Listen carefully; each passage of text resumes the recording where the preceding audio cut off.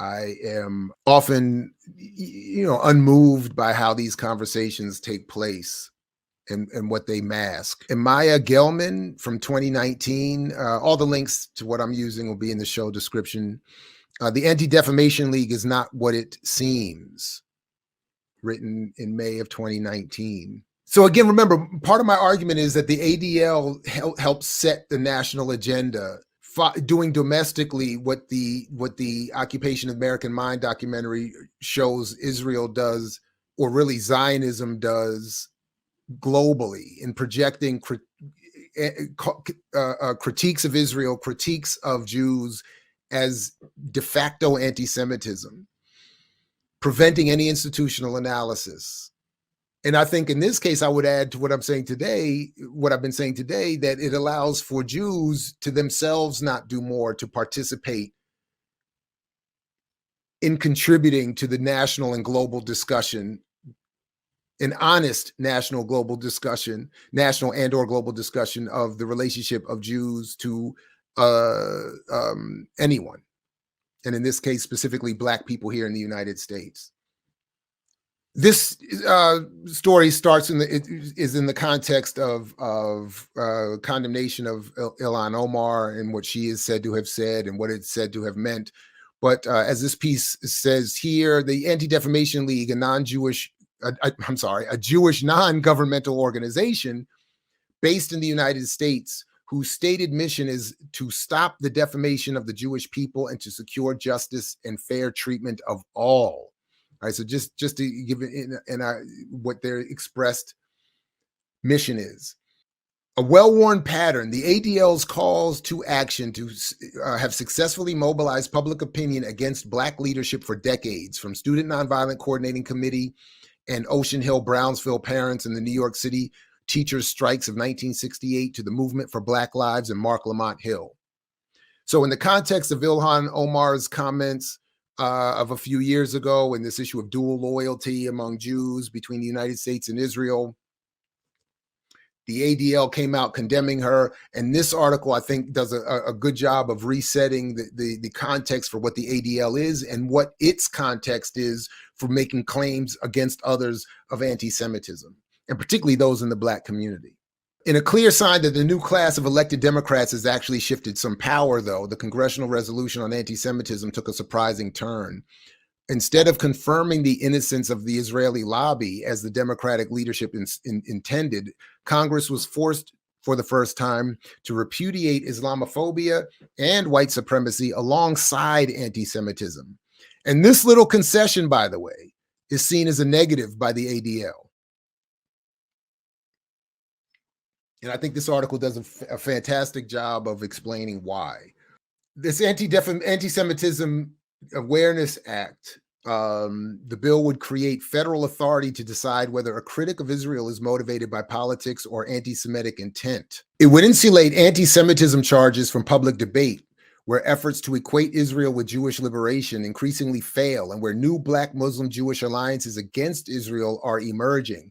By the way, I think this is an important point. Again, I'm not advocating some sort of anti-nationalistic hand-holding. What I am advocating is this understanding that, again, all groups are encouraged prominently and in terms of their public spokespeople and imaging towards conservatism and reaction and hostility and anti-Blackness. So whenever there are efforts to coalesce along non-conservative reactionary lines, those like the ADL get bothered. So as it says here, the stakes are high for the ADL because its moral authority is a moneymaker.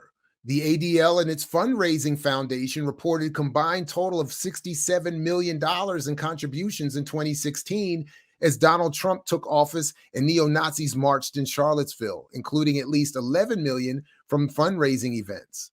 In 2013, it raised $750,000 in one night from its furniture industry's partners in the fight against hate, one of its favorite phrases. So they make money. There's money to be made off of ringing the bell of warning.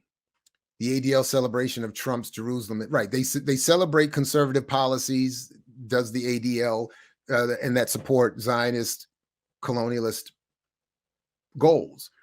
The ADL's ubiquity in U.S. discussions of white supremacy is exceeded by the Klans, only by the Klans. More than 2/3 of the 46,000 articles on white supremacists or white nationalists posted in the past year have referenced the ADL. That coverage has spiked by 1,500% in 2019 alone, based on Factiva database searches for terms white nationalist and white supremacist. So what this article is saying is that the ADL dominates popular discussion and again seeks to set the agenda for how discussion of white supremacy and its abuse of all different groups is to be interpreted and responded to.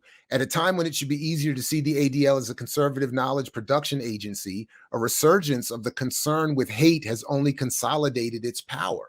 So again, for all the discussion around Kanye, the ADL and its parallel peers in the political media atmosphere are able to resituate themselves as something other than conservative knowledge production agencies. It's the same thing I was saying around like the Freddie Gray protests and all that other stuff. All these ignoble conservative leadership groups and organizations can prominently rebrand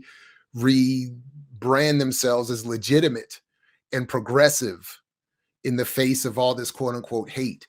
The ADL's power to mobilize against Black leadership does not rest on leveraging anxieties about anti-Semitism. It draws instead on the ADL's much broader authority it has won over anti-Black, anti-immigrant, and anti-queer hate.